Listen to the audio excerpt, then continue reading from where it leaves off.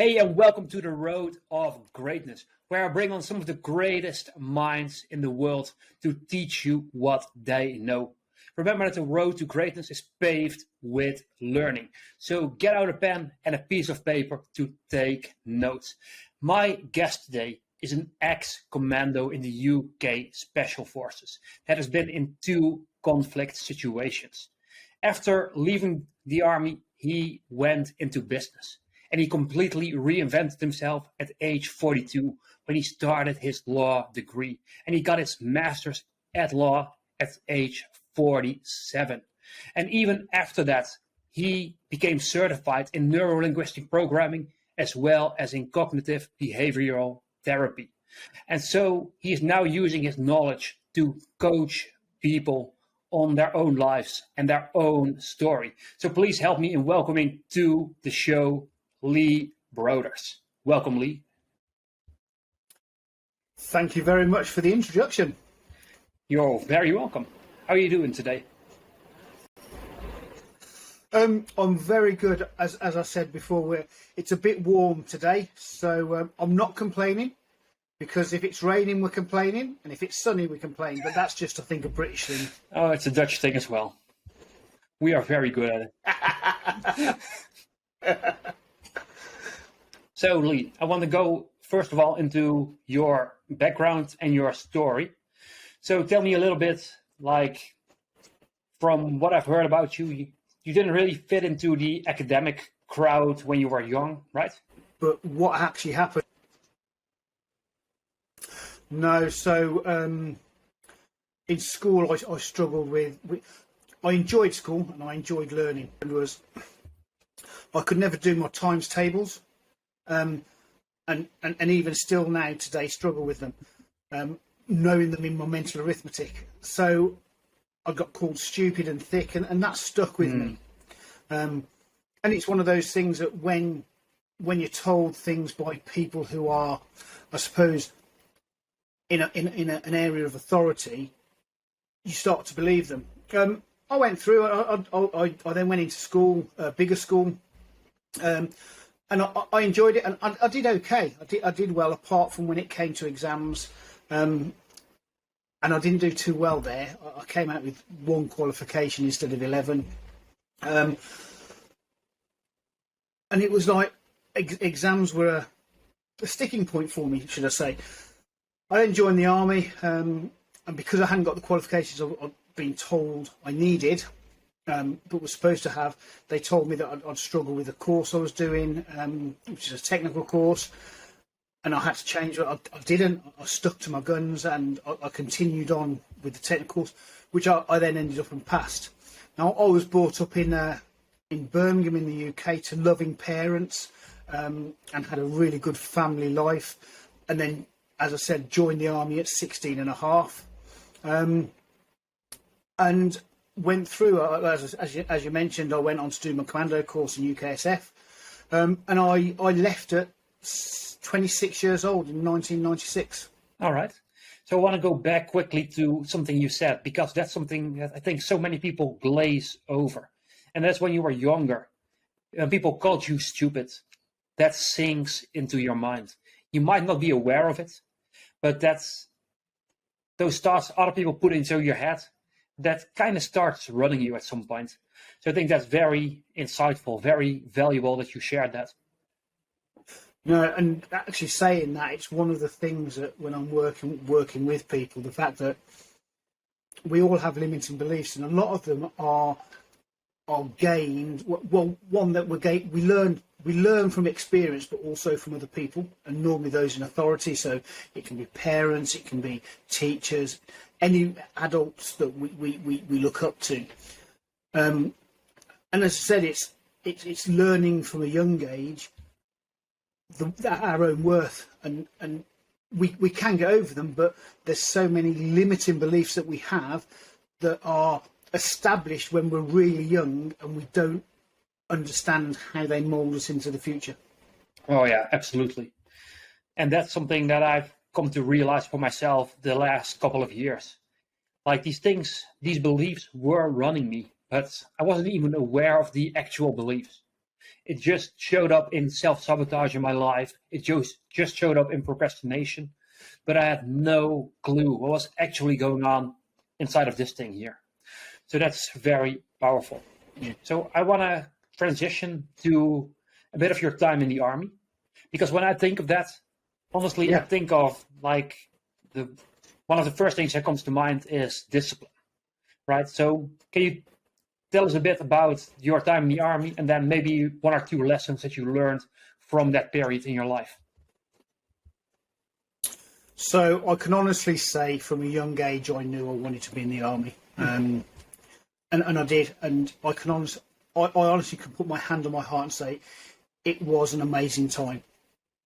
Even with the discipline, what you do find is you learn self-reliance, self-confidence, and teamwork, and working with other people who some have the same mindset as you, some don't.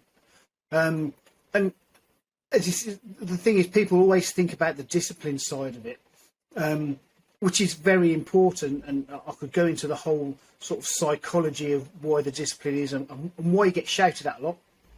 But yeah, it was an amazing time. The things that I took from it, I still use now. So on the courses, it's self-motivation. It's that voice in your head that's telling you to go that little bit further, not to stop and to keep pushing.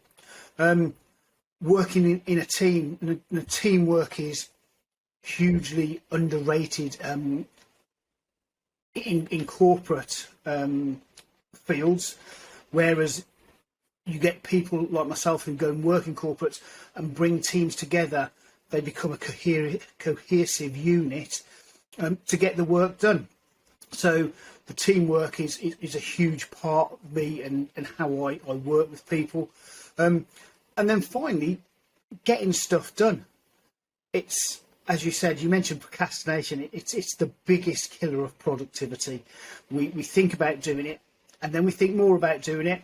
Oh, and then we think more about doing it, and then we think, well, never mind. When you can actually just go and say, right, I'm going to do this. I'll go for a run. Oh, it's raining. And if you're procrastinating, you're going, oh, I'll wait till it stops. Well, it doesn't really matter, because you're going to, well, for me, when I run, I sweat a lot anyway. So I'm going to get wet. So it's just about going and getting stuff done, and sometimes not listening to other people and being self-reliant and pushing yourself that bit further. Okay, yeah, that's very powerful and very insightful.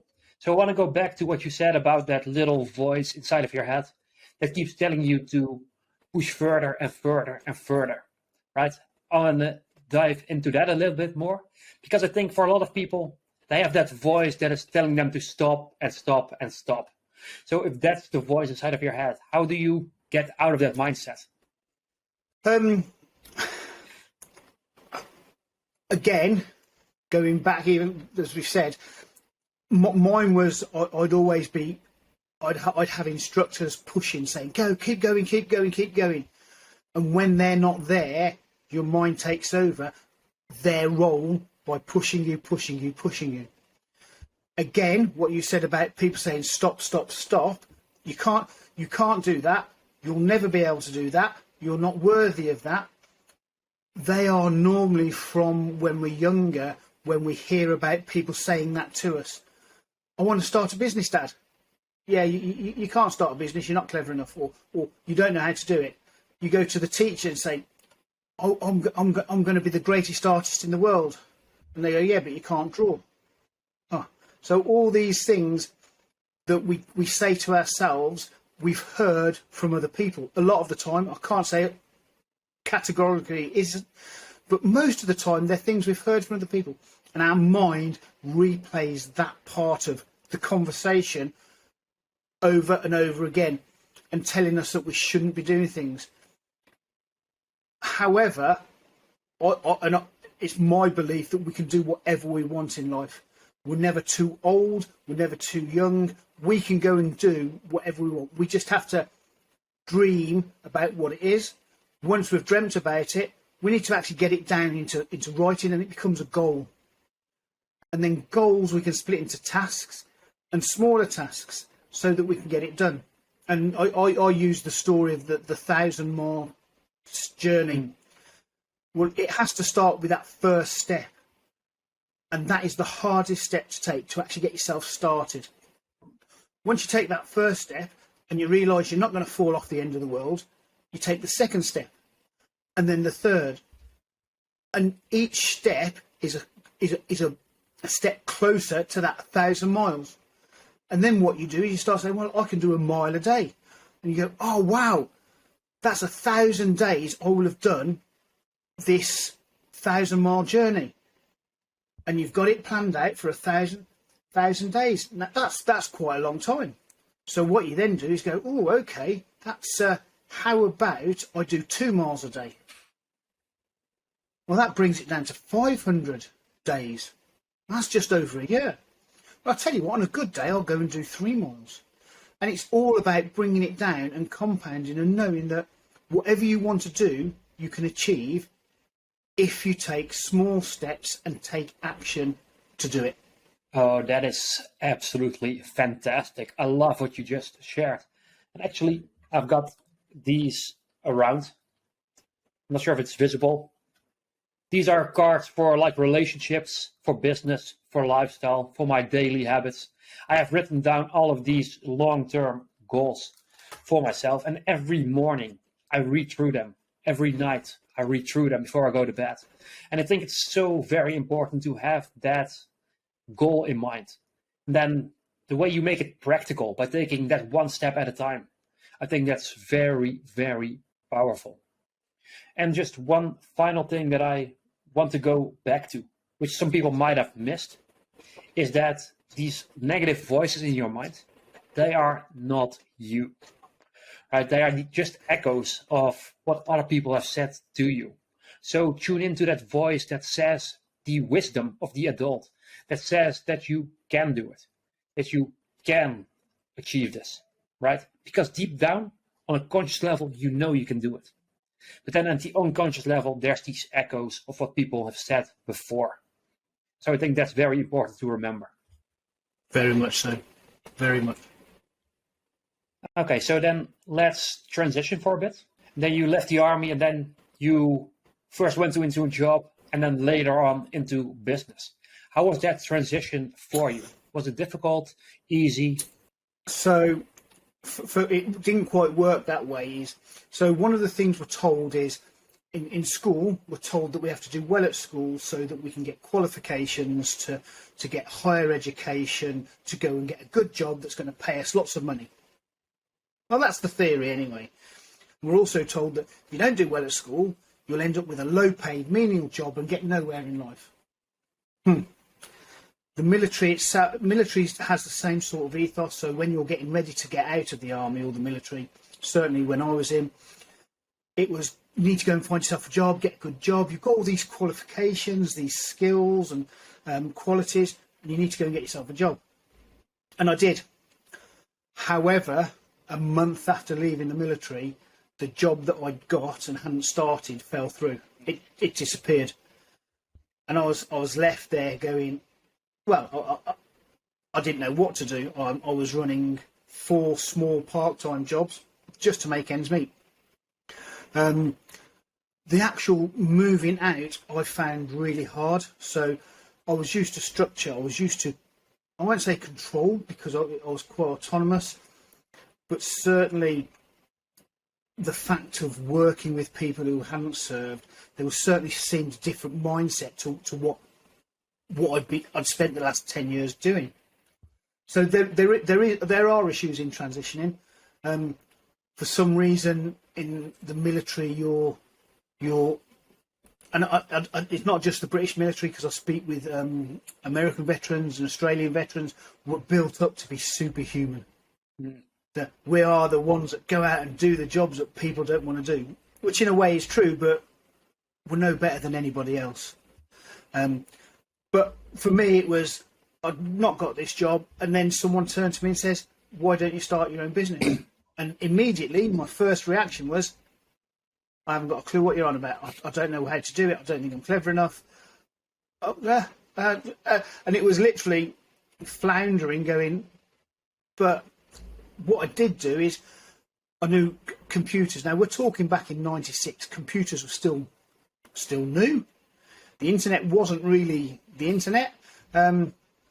So I started working, started a business building computers and consulting to small businesses to help them with their IT requirements. And that for me where it started. Again, I took the things that I learned in the military into Civilian Street and into the businesses that I've owned and subsequently owned ever since. Okay, yeah, that's very cool to transition there. And I think it's like somewhat understandable where you said like you first had structure in the army and then it was taken away. I think that's what happens to so many people when they get in a different environment or maybe somewhere they're not familiar and they just lock up or they don't have the confidence they had before that anymore. So I think that's a very important thing to take in where that happens. So how did you deal with that kind of situation where you kind of lack the structure? Are there any techniques or some mindsets that you used for that? With the lack of structure, you start putting it in yourself.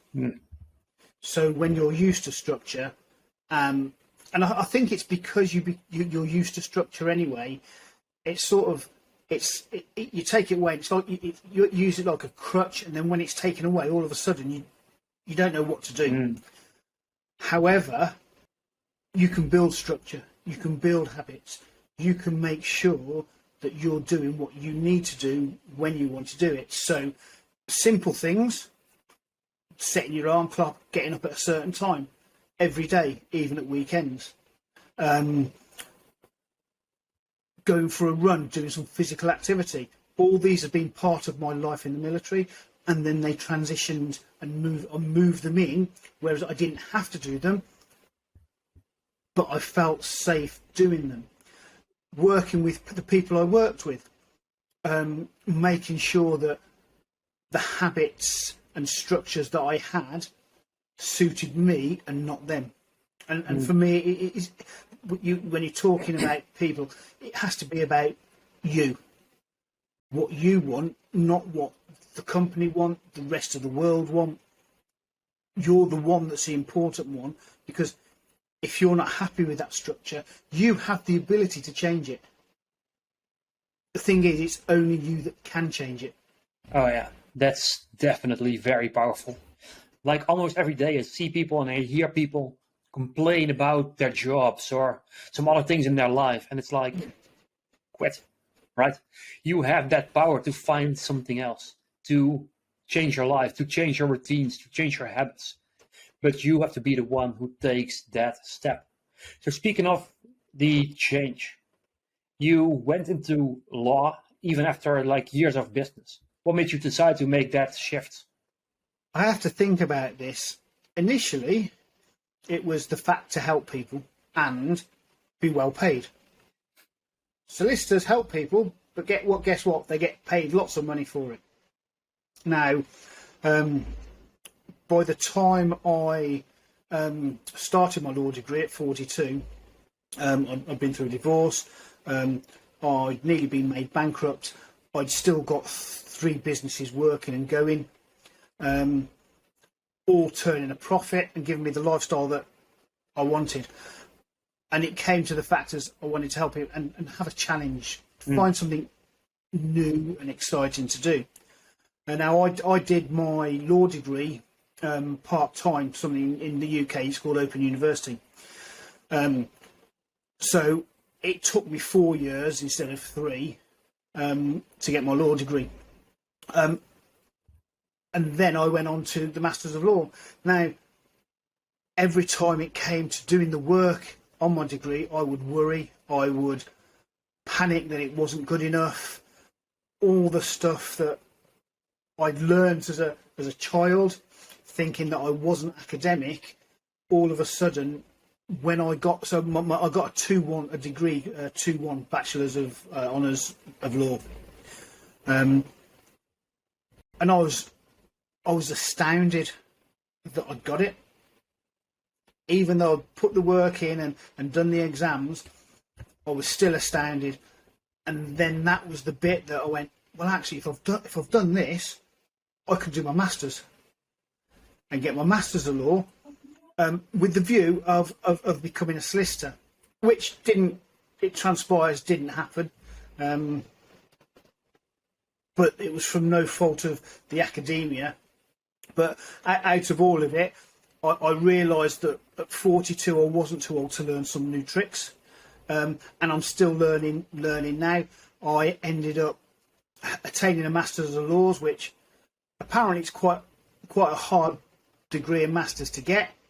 And the most important thing for me, it dispelled so many limiting beliefs that I'd held since I was 16 and younger. The fact that I wasn't a dunce, I wasn't stupid. Actually, I'd gone and done a really hard Masters and actually passed it. Oh, yeah. That's incredibly powerful. So I want to go back to what you said at the beginning here, where you were actually actively looking for a new challenge and for new thing to do, basically.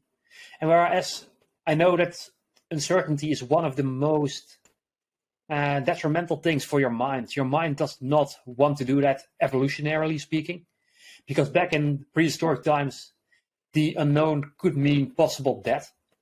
And of course, it's not like that anymore, but your mind still has that ingrained in you. So I think it's very admirable that you actively go against that and to seek out a new challenge.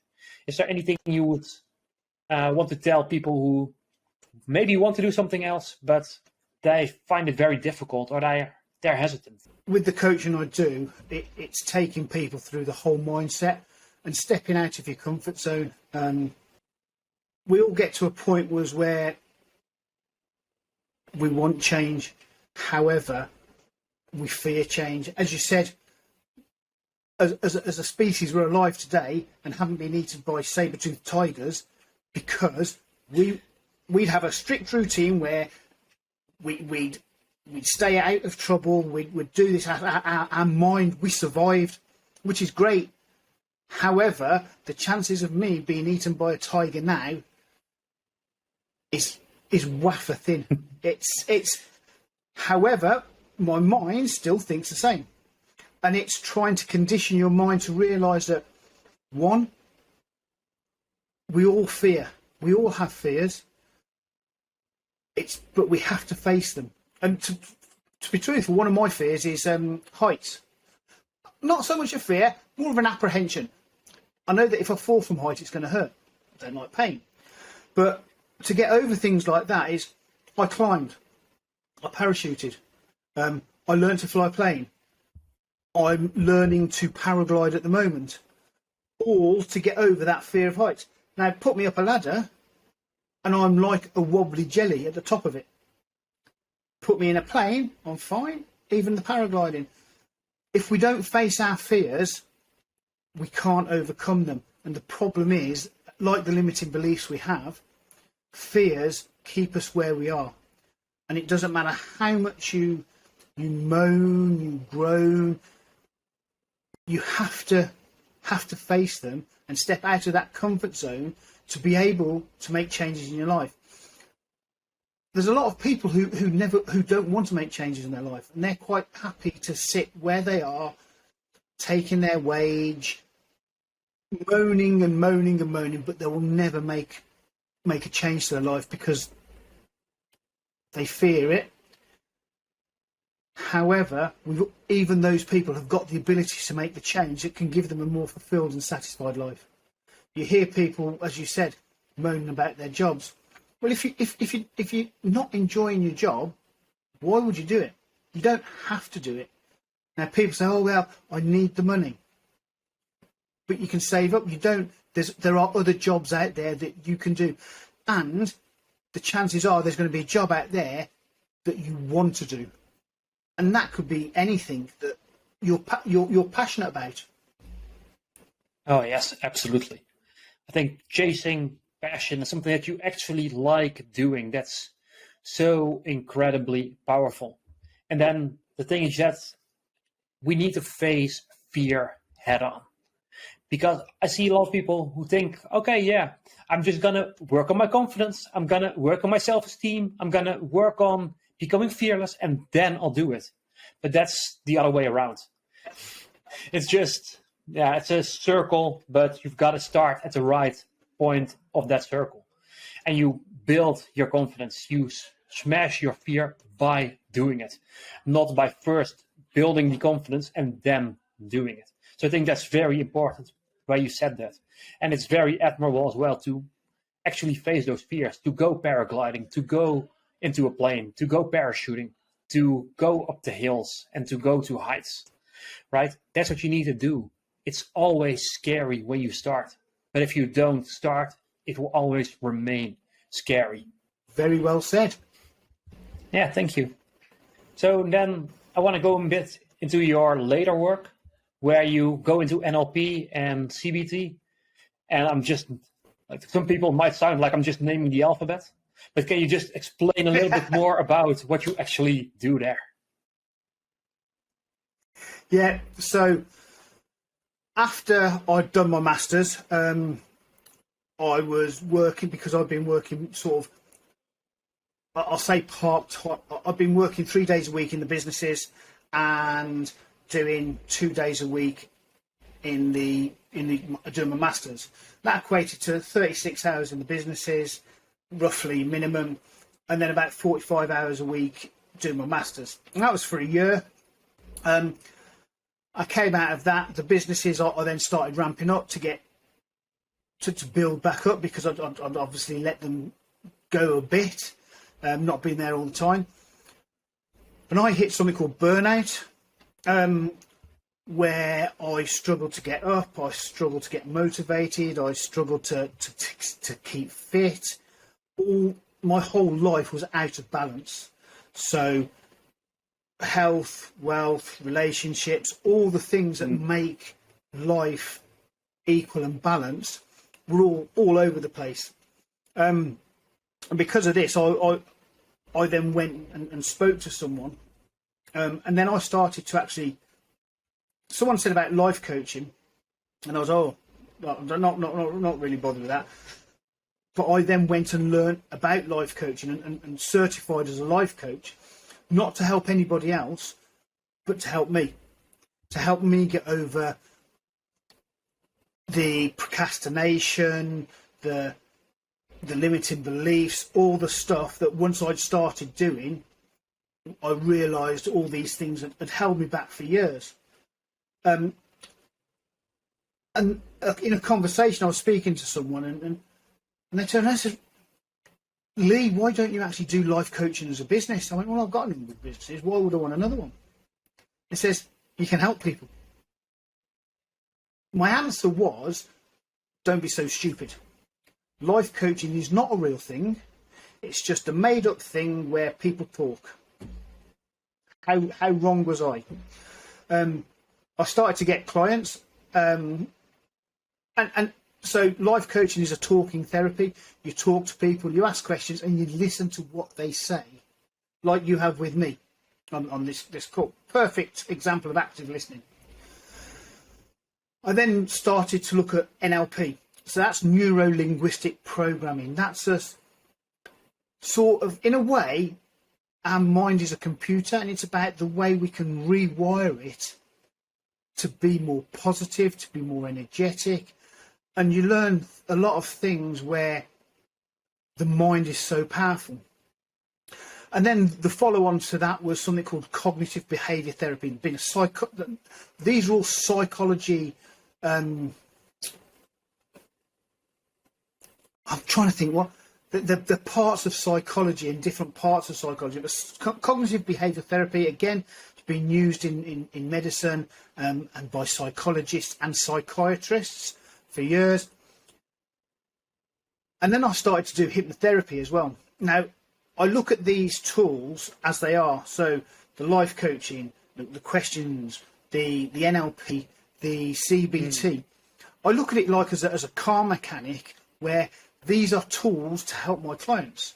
So it might be that I have to pick up an NLP screwdriver to tighten that screw.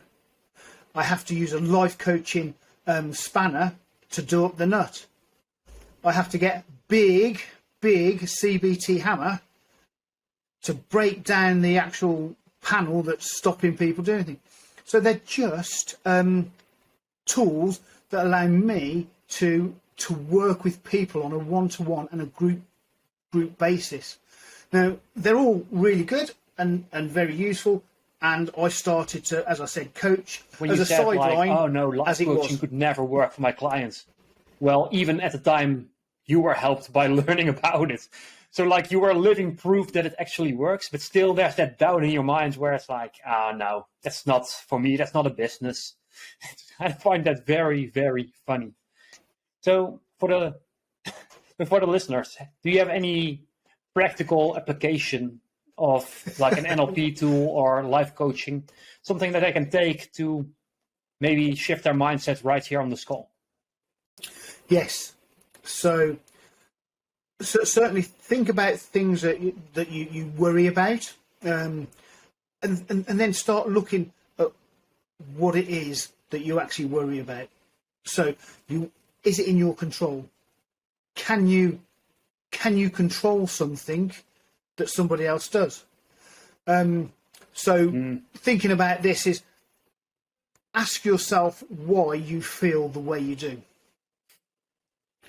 And then ask yourself why you feel the way you do. And then ask yourself why you feel the way you do. Now, there's different models, but it's all about asking the why and listening to what you say in your mind, or verbalize it. If you verbalize something, it's a reality. It becomes real. And if you're in a room on your own, no one can hear you, and no one knows that you're mad as a box of frogs. But if you actually ask, so as I said, there's different ones. You've got the 5 whys, or the 7 whys, or the 9 whys. The idea of the why is to actually drill down to actually get the reason why you feel the way you do. Because when you answer the first why, it's superficial. It's on the surface. The answer to that first why, when you ask that against the first answer, drills down, and it drills down, and it drills down, and it drills down, so that you actually come back to where the actual worry, the problem is.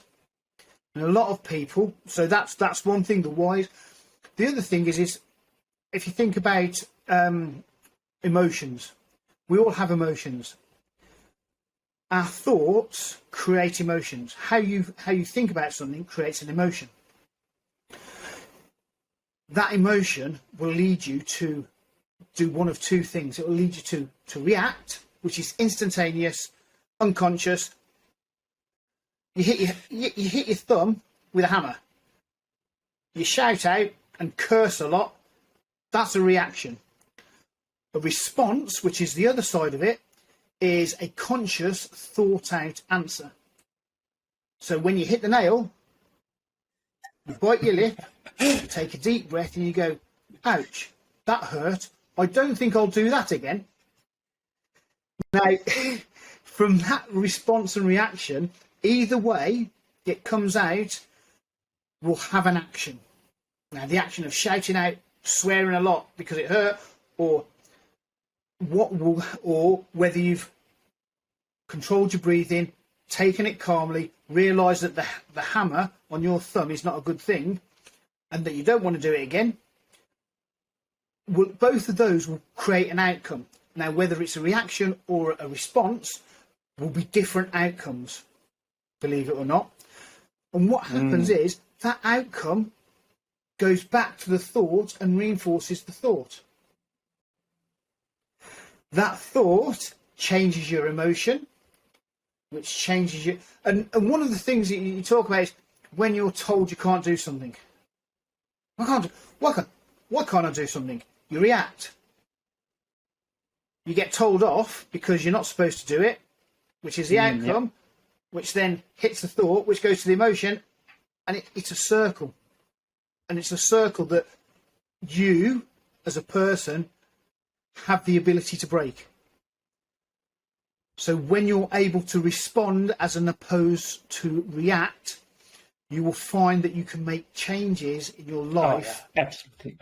actually that you never thought were possible.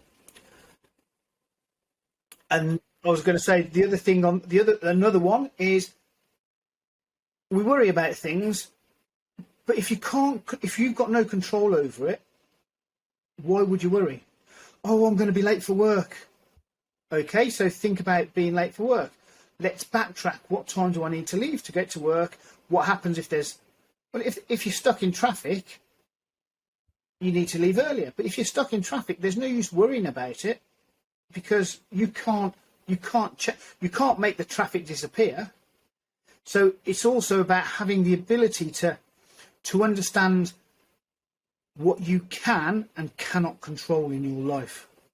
And if you can control it, worry about it and nurture it. If you can't control it, try not to worry about it. And I'll say try, because it's really hard not to worry about something if it's annoying you. But that's another tool that I use for myself as well as for clients. Oh yeah, definitely. And those are some of the tools that I use for myself as well. Whenever I found out anything like, okay, I can't control this, just throw it to the side. I'm not going to worry about this.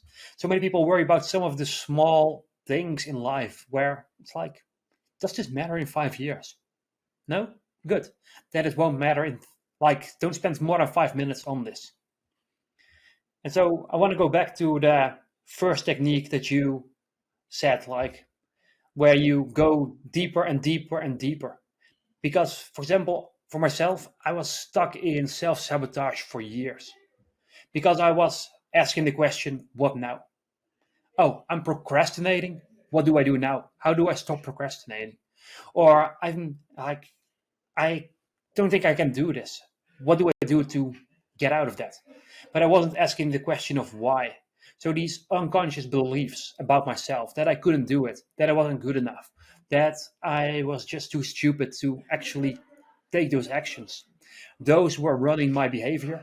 But I never really stopped to think for, like, why am I behaving the way I am? And once I started learning the mind, I do know a little bit, like the absolute basics of NLP myself. But once I started exploring how my mind works, now I could understand, like, okay, my mind is doing this. It's a protection mechanism. And so here's how I get out of this. And so I think that's very powerful. And anyone who's listening, I think you would agree, start learning how your mind actually works, because that gets you so much further than just going at it with brute strength, so to speak. Right? Anything you learn, you can use as a tool, as the NLP screwdriver or the CBT hammer to smash through. Right? I think that's, by the way, one of the best analogies I've heard in quite a while. Thank you. But yeah, it's absolutely true. So I think that's very, very powerful what you just shared there. Brilliant.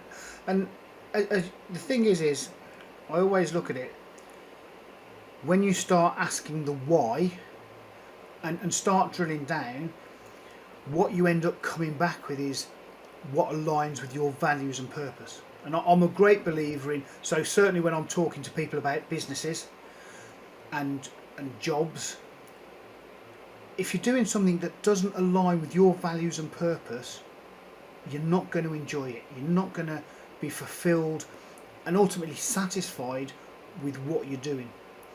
And what happens when you start questioning, and that 3-letter word is so powerful. When you start going down and interrogating yourself, why, you'll also find that some of the bottom answers have been established since we were young, very young. Oh, yeah. And they're some of the first things that we learn. And it's just, as you said, mindfulness is an amazing attribute to have, to be able to understand. Now, I believe the mind's extremely powerful, and I know hardly anything about it, let alone all the people that do all the tests and everything. But what I say to my clients is, it's no use me telling you who you are. You are the expert on you. I'm not the expert on you. Oh, yeah. I'm the expert on Absolutely. me. I've got 52 years of expertise on Lee Broders. However, Michael, you are the expert on you, and there's nothing I can tell you that you don't already know. Yeah, that's true. Not about myself, at least. About certain techniques that you picked up, of course, but not about who I am. But the thing is, we often don't even know who we really are because we never really do that introspection. We never really do that searching of asking the question of why. And I want to go back to what you said, like that a lot of times the deeper layers of why that comes from our childhood. Because what you just shared before, when you were doing your law degree, still those thoughts of I am stupid, they were ingrained in you when you were just a child. Like 30, almost 30 years later, were still in the back of your mind and running your behavior and your thoughts. So it's very important to understand this because you might think I am living today and this is where I base my decisions and my actions on. But there is those 40 years or 30 years, 20 years, however old you are, that is still there in the back of your mind. So that's very important to know and to understand. And just to add to that, it's not just when we're children. It's literally up until this point in time. Things that we learn from our own experiences and from others, and our own experiences can be just as damaging. Um, we we fail at something and then we think, oh, I'm no good at it. However, you failed at it a month ago. An example is a triathlon. You go and do a triathlon, you get a really bad time. You go, oh, I'm no good at triathlons. However, if you're willing to put the work in, to do stuff, to take action, you can train and know that you can get a good time in a triathlon. And I'll say triathlon because I've got one coming up, and yeah, I didn't do too well on the last one, so I know. But it's about pushing yourself, and for me, that's the thing. It's being able to understand that it doesn't matter what we've learned, we can unlearn it. Oh, yeah, absolutely. And I think one thing that's also important, you can be bummed out about the time you did your triathlon in, but you can also be excited because you actually finished a triathlon, right? And before that, you probably couldn't even run 10 or 20 miles, right? You all start somewhere and you have to celebrate those steps along the way. You don't go from zero to running and cycling and swimming and triathlon. So celebrate where you've already been going while you push yourself. So I think that's very important as an addition to what you just said. That's hugely important. And again, it's about the mindset. It's you can have a positive mindset or a negative mindset. The positive mindset goes, as you said, I finished it. The negative mindset, yeah, I didn't do too well. And it's being able to actually take hold of the good that is around us and saying, right, I can do it. And the other thing is compete against. The only person you need to compete against in your whole life is you. It's no use looking at other people and going, I want to be better than that. I always say to people, be better today than you were yesterday, and be better tomorrow than you are today on whatever you're doing.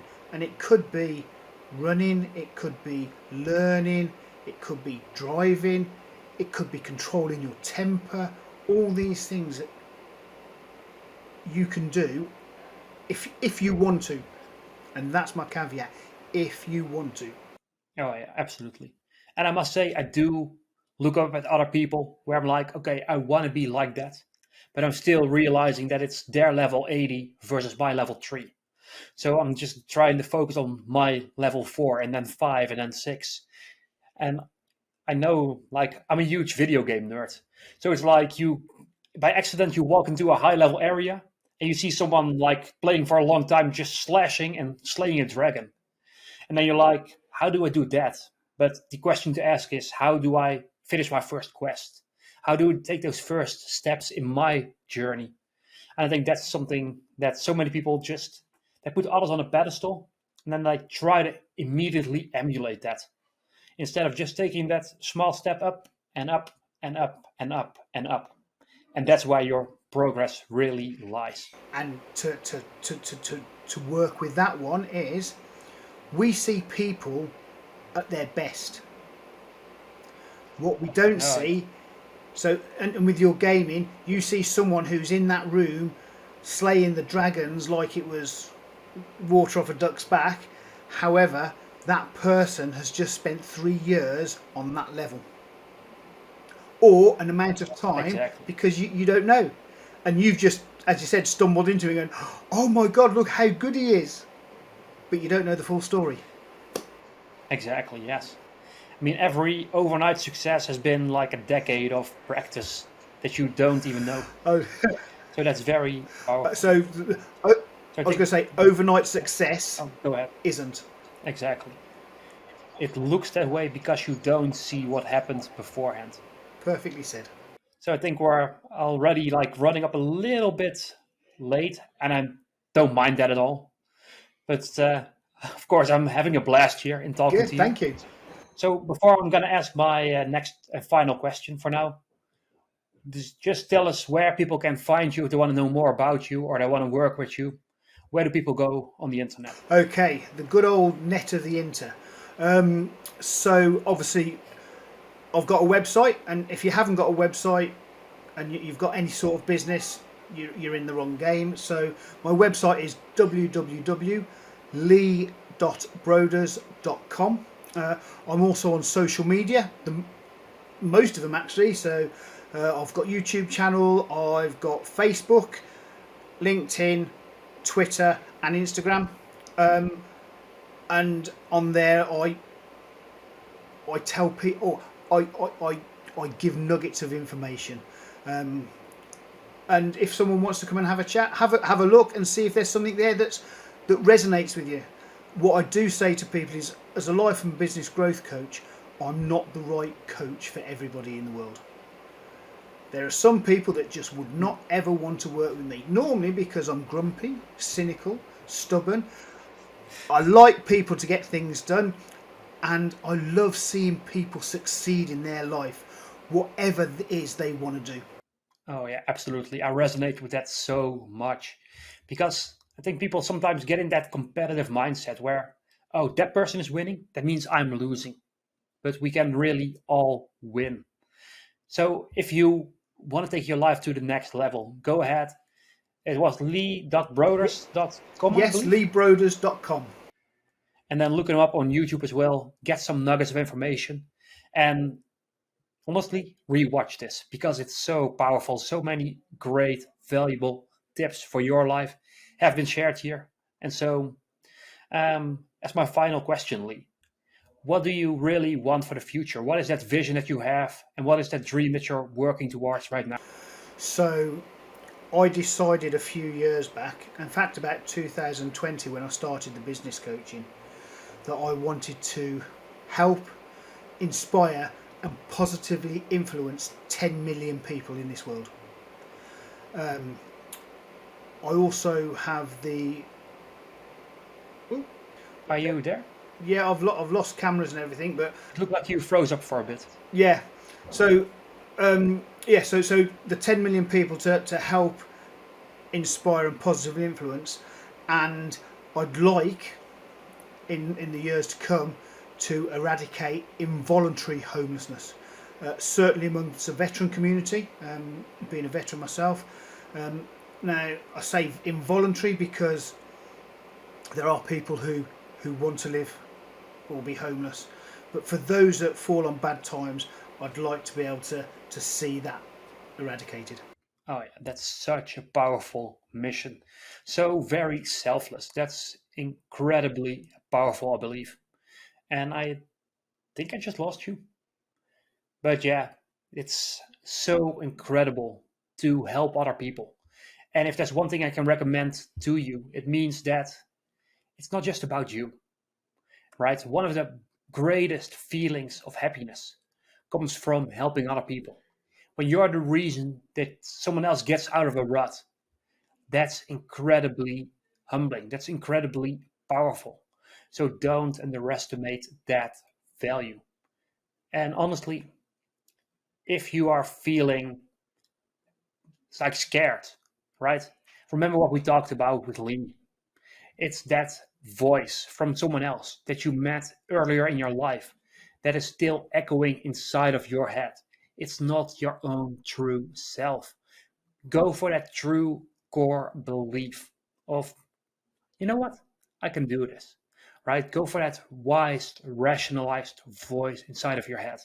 And I think that's incredibly powerful to always keep in mind. And hey, Lee, welcome back.